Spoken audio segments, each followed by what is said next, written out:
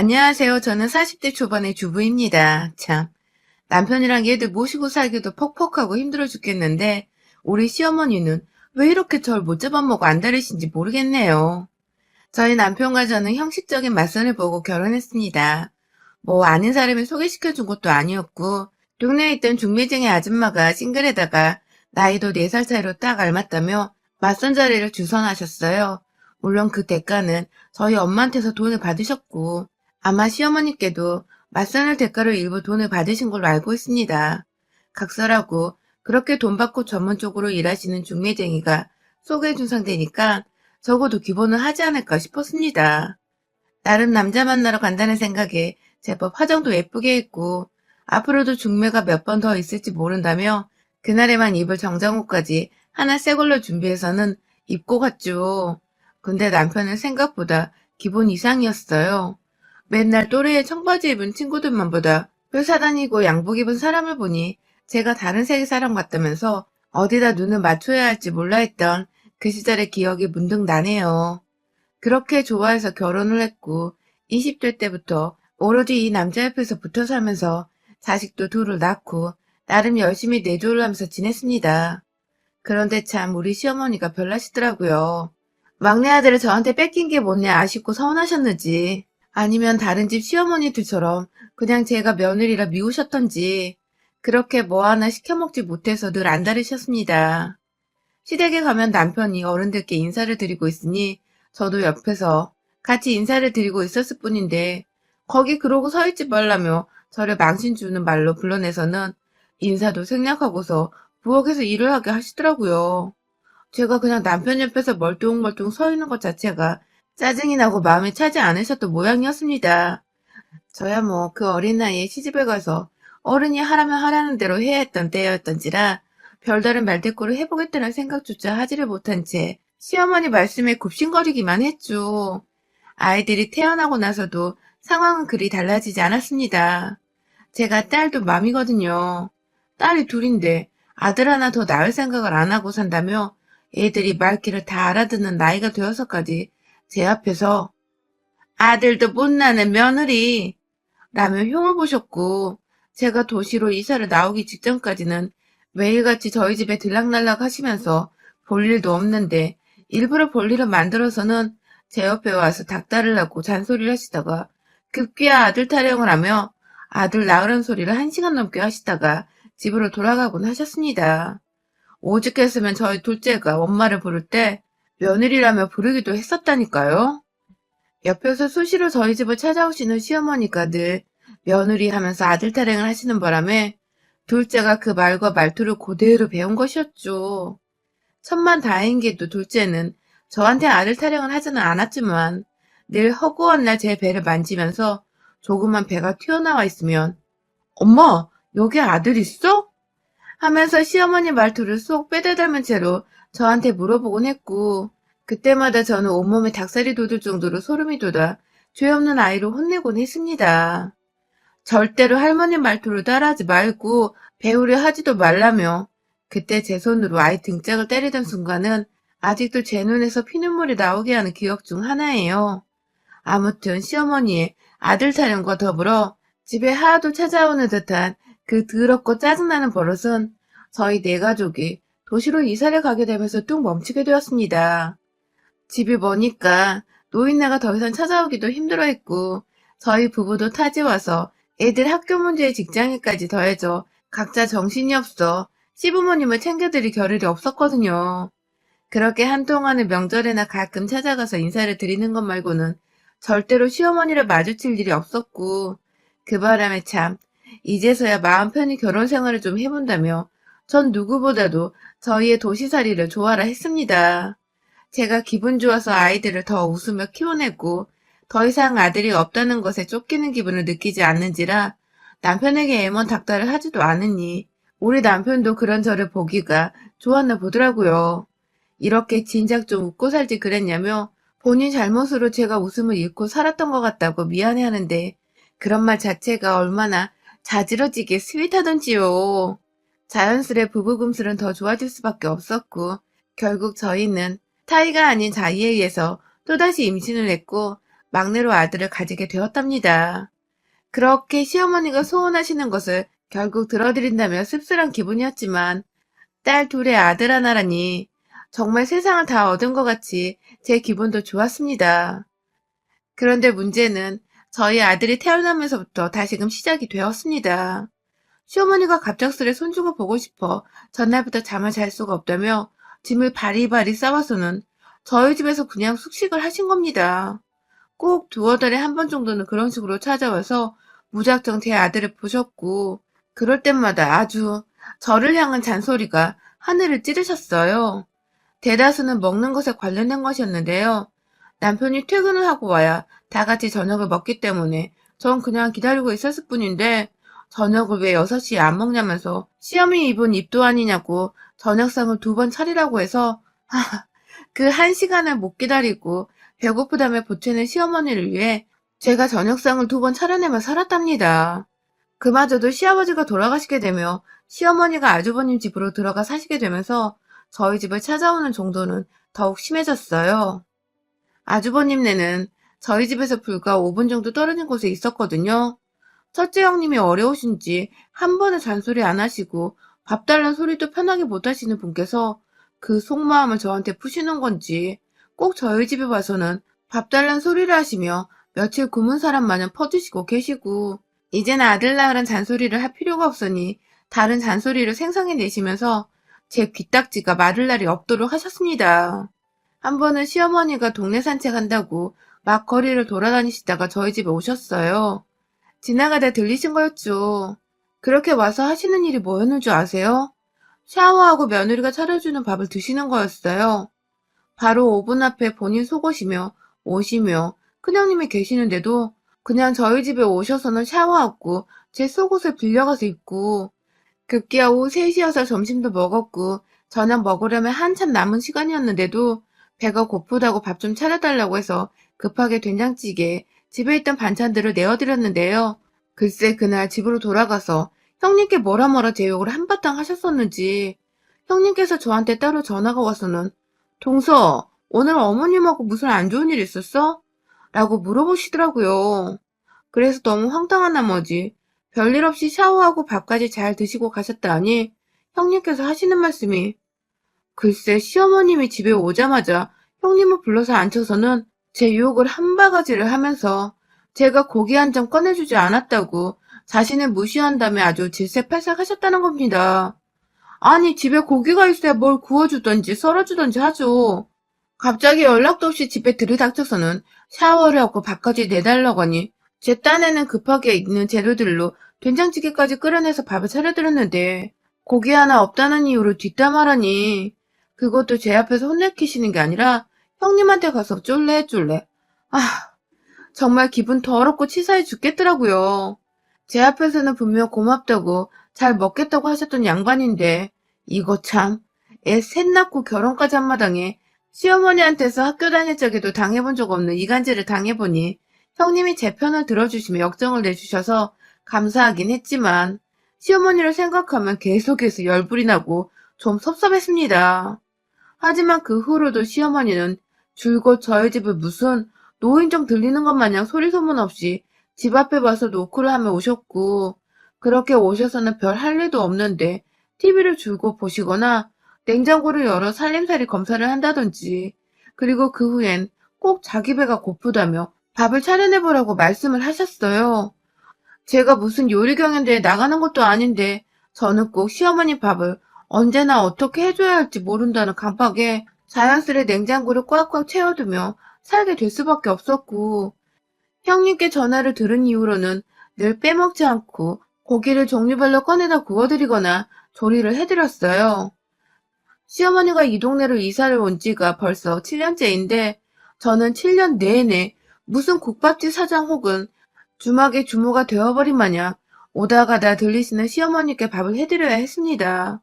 그것도 아침 시간도 아니고 점심 시간도 아니고 저녁 시간도 아닐 때마다 찾아와 밥 타령을 하니 제가 늘 식사를 한 끼 더 차려서는 드려야 했어요. 그런데도 시어머니는 늘 고맙단 말 한 번 없이 매번 반찬 투정을 하면서 형님께 고자질을 하셨고요. 제가 처음에 한 번 된 후부터 고기를 꾸준히 내어놓고 있다고 했잖아요. 그런데 이번에는 제가 냉동실에 얼려놓은 고기를 자기한테 줬다면서 그걸 형님 앞에 가서 막 또 고자질을 했나 보더라고요. 어디서 안 먹고 남겨놓은 안 좋은 부위를 시어머니한테 주고 쓰레기 버리듯 해치우려 했다고 말입니다. 또 한 번은 저희 친정어머니가 김치를 보내주셔서 그걸로 진득하게 김치찜을 끓여서 드린 적이 있었어요. 당연히 고기를 원하시니까 돼지고기를 넣은 찜으로 만들어서 말이죠. 그런데 그걸 그렇게 맛나게 침까지 흘려가며 잡숴놓고는 집으로 돌아가셔서 형님하고 아주버님 계신 앞에서 지 엄마 김치 해줬다는 티를 팍팍 내는 바람에 내년엔 나도 이 나이에 며느리를 위해서 허리 부셔져라 김치 담궈야겠다 하며 거의 울기 직전으로 혼자 속상해하다며 한숨을 푹 내쉬었다는 겁니다. 아니 그렇게 맛있다고 밥 한 공기까지 더 리필을 하신 양반이 갑자기 김장 타령을 해대며 제가 자신에게 눈치를 줬다고 거짓말이나 하고 있고 말이야. 그 바람에 아주버님은 저를 오해해서 출근길에 제게 따로 전화까지 하셨어요. 엄마가 재수 씨한테 매번 눈치만 보고 오시는 것 같은데 그럴 거면 우리 엄마 부르지 말라고 저한테 따끔하게 한마디 하고 끊으시더라고요. 전 단 한 번도 시어머니를 초대한 적도 없었고 오히려 제가 밥 해드린다고 매번 눈치를 보면 봤지 시어머니랑 단 한 번도 저의 눈치를 보신 적도 없으시고 오히려 제 집처럼 돌아다니며 밥만 잘 먹었는데 저는 이 소리를 끝까지 아주버님께 해보지 못한 채 어먼 저희 남편한테 울고 불며 시어머니 이상하다고 거하게 화를 냈고요. 그 바람에 애먼 남편은 미안하다고 저한테 사과를 하며 달래주어야 했습니다. 그러다가 코로나가 이 지역에 제대로 터지게 되면서 시어머니는 거의 형님네 집에서 꼼짝달싹도 못한 채로 지내셨어요. 거의 몇 달에 시어머니는 저희 집에 오지도 않으셨고 대신 전화로 여러 번 근황을 물어오긴 하셨으나 어머님 밥을 한 끼 더 차리지 않아도 되는 게 어찌나 마음 편하고 또 반갑던지요. 오면 또 언제 어디서 혼자 감정이 상하셔서는 형님네로 돌아가 제 뒷담화를 까실지 모르는 분이셔서 제가 늘 사소한 언행 하나에도 눈치를 보고 음식 하나에도 웬만하면 친정 얘기는 일절 밖에 꺼내지 않은 채 지냈었는데 이제는 시어머니 없이 그 시간에 낮잠도 잘 수 있는 짬이 생겨버렸죠. 그런데요, 그렇게 잘 지내고 있었고 더 이상 시어머니로부터의 모함으로부터 멀리 떨어져 살던 어느 날 시어머니가 또다시 저희 집에 찾아오셨어요. 하필 여기저기 지금 대형 확진자들이 터져나오고 있던 와중에 말입니다.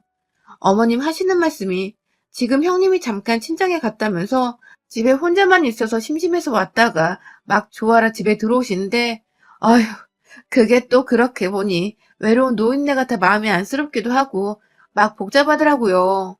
오랜만에 집으로 오신 시어머니께 마침 집에 있던 소고기를 구워드렸어요. 저희 남동생이 보내준 거였는데 혹시나 싶어 친정 얘기는 꺼내지도 않은 채 어제 마침 산 거라며 이것저것 막 반찬까지 꺼내드려 밥상을 차렸고 그 후에 어머님은 TV까지 소파 위에 누워보시다가 진득하게 낮잠도 주무신 후 집으로 돌아가셨어요. 그리고 그 다음날, 그 다다음날도 다시금 시어머니의 저희 집을 향한 의문의 발걸음이 시작되었습니다. 어쩔 땐 막 어디서 술을 사오셔서는 제가 차려드린 밥상에 술까지 드셨고 저희 아이들이 다 있는 와중에 술에 완전히 떡이 되셔서는 그냥 집에서 주무시고 다음날 집으로 돌아가신 적도 있었어요. 부쩍 요즘은 술맛이 땡긴다며 자꾸만 술을 사오더니 급기야 어느 순간부터는 저한테 미리 술을 사놓지 않았다며 시어머니 알기를 우습게 한다고 술타령까지 하셨었답니다. 그 바람에 전 집에 애가 셋이나 있는데 할머니 되는 분이 술이 떡이 되는 모습을 다 보이는 시어머니 비율을 맞추느라 술을 골라 사다 놨고 점점 시어머니의 발걸음이 잦아지던 어느 날 형님께 또 전화가 왔는데요. 글쎄 저희 어머님이 집에 가셔서는 제가 막 자신한테 술을 권한다며 술 없이는 냉장고 안에 있던 소고기도 못 먹게 해서 내가 이 나이에 고기 먹고 싶다는 이유로 술을 들이켰다며 제가 강요를 했다고 막 또 고자질을 하신 겁니다. 그 바람에 아주버님은 옆에서 화가 잔뜩 나서 저한테 화를 내려는 걸 중간에서 형님의 자초지종을 들어보자고 저한테 먼저 따로 전화를 하신 거였어요. 제가 사실대로 말하며 계속 우리 집에 요 며칠 와서는 술을 사가지고 와서 드시더니 나중에는 제가 먼저 구비를 안 해놨다고 화를 냈다며 말씀을 드리니 형님은 또 형님대로 말이 완전히 다르니까 누굴 믿어야 할지 모르겠다는 식으로 또 말을 하셨습니다. 진짜 시어머니 한번 제대로 모셔보려다가 얘만 오해만 사고 급기야 제가 완전히 쓰레기 같은 며느리가 되어가고 있더라고요. 절 믿던 형님조차 시어머니랑 말이 너무 다르다며 이 노인이 굳이 며느리 집에 가서 술을 마시고 올 이유가 뭐가 있냐며 자기한테는 사실대로 말해달라고 하는데 전 저대로 미쳐 돌아버리겠고 말이죠. 그 와중에 다음날 다시 시어머니가 집에 오셨어요. 근데 역시나 이번에도 집에 들어오시자마자 술 타령을 하시더라고요. 제가요, 한켠에 핸드폰 녹음까지 준비해놓고서는 시어머니랑 대화를 했는데요. 제가 절대로 술은 안 된다고 하자 며느리 주제에 늘 지멋대로라면서 시엄마가 술 한잔 하라는 것조차 이러쿵 저러쿵 한다며 막 욕을 하시더니 급기야 술 내놓으라고 막 냉장고를 뒤지면서 찾다가 소주 한 병을 발견하셨어요. 그리고는 이내 뭐라도 먹게 밥이라도 차려내라고 하시는데 정말 이러다 또 형님네 가서 고자질 하실 게 안 봐도 뻔하더라고요. 어머니께 어머님 왜 자꾸 저희 집에 와서 술을 드시는 거예요? 하고 말씀드리자 시어머니는 제가 만만해서 이 집에서 술을 마음껏 마셔도 된다더군요. 그래서 제가 아무리 만만한 며느리라고는 하지만 어머님이 술을 마셔놓고 형님한테 가서 이상한 거짓말을 하시는 건 안 되죠. 하고 말씀을 드리자 시어머니는 이내 니네 둘이 내 얘기하고 다니니? 하며 술잔을 펑 놓더니 이것들이 진짜 보자 하니까 하며 들고 있던 그 술잔을 저한테 그냥 예고도 없이 던져버리셨어요. 제 이마는 그 잔에 부딪혀 좀 따끔거리고 잔은 바닥에 떨어져 깨져 있고 당황해서 어머님을 쳐다보니 어머님이 그러시더라고요. 만만한 년인 줄 알고 왔더니만 이거 완전 뒤에서 지 형님이랑 내욕하는 재미에 빠져 살았다며 큰애는 같이 살아주기라도 하는데 저는 도대체 뭘 하고 있냐고 말이죠.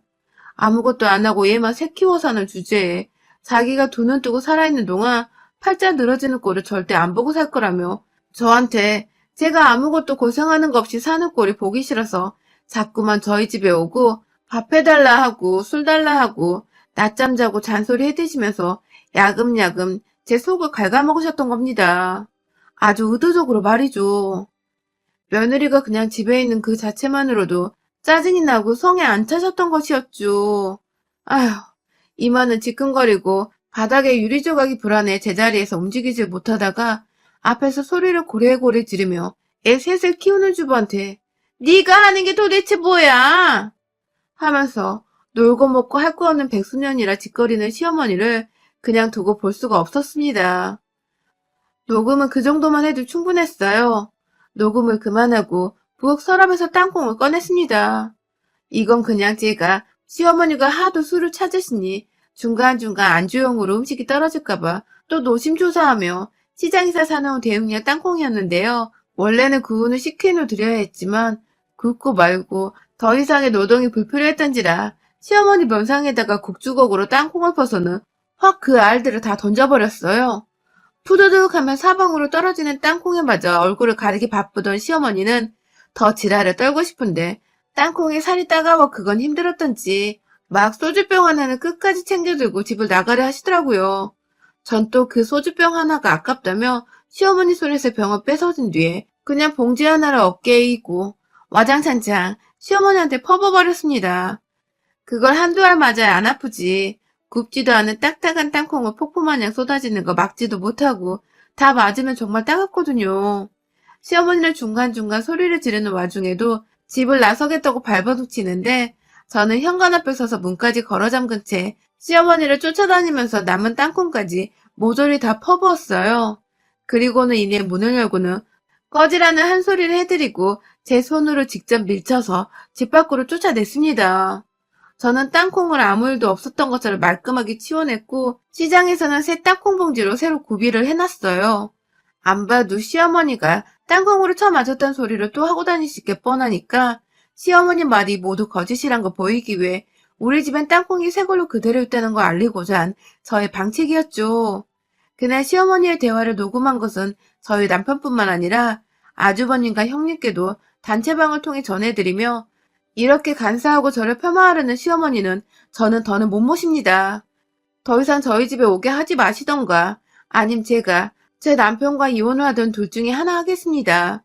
라고 문자를 적어 보냈고 남편은 이혼이란 말이 무슨 말이냐며 제 편을 들어주며 전화가 와서는 당신 고생했다며 막 토닥여 주더라고요. 물론 저도 시어머니한테 땅콩 퍼부으며 제 마음의 복수극을 펼치긴 했었으나 남편 앞에서는 가엾은 여인인 척을 해주면서 불쌍한 티를 냈고 제가 힘들어하자 남편은 남편대로 시어머니께 전화하고 형님 아주버님께도 전화를 해서는 왜 상황을 이렇게까지 만들었냐며 그간 와이프가 힘들었다고 몇 번 하소연을 했다던데 왜 그걸 다 무시하고 안 믿어줬냐며 노발대발 아주 지랄을 떨어졌습니다. 그 바람에 저를 잠시 오해한 형님도 아주버님도 전화가 와서는 미안하다고 사과를 하셨고요.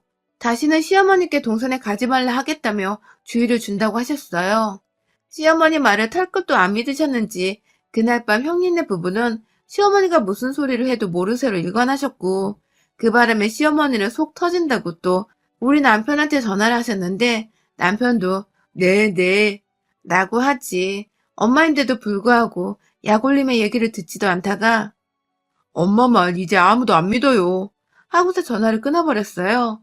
심지어 집에 땅콩이 그대로 있는데 무슨 소리냐며 거짓말 그만하라고 시어머니한테 화까지 냈었답니다.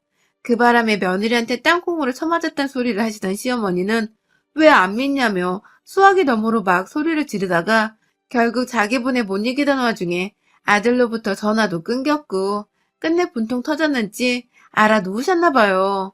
형님께 들어보니 방에서 머리끈 쥐어싸매고 나오지도 않고 계신다며 그 와중에 저한테 또 당할까봐 무서운지 직접 전화도 안 하시더라고요. 장깨불에서 시어머니 제대로 골탕 먹이고 복수까지 내 손으로 완벽하게 해냈던 후기였습니다. 아직도 땅콩을 보면 저는 그렇게 속이 뻥 뚫리는데 우리 시어머니는 땅콩을 보면 치우라고 하시나 봐요. 여러분의 생각은 댓글로 남겨주세요. 오늘도 시청해주셔서 정말 감사합니다.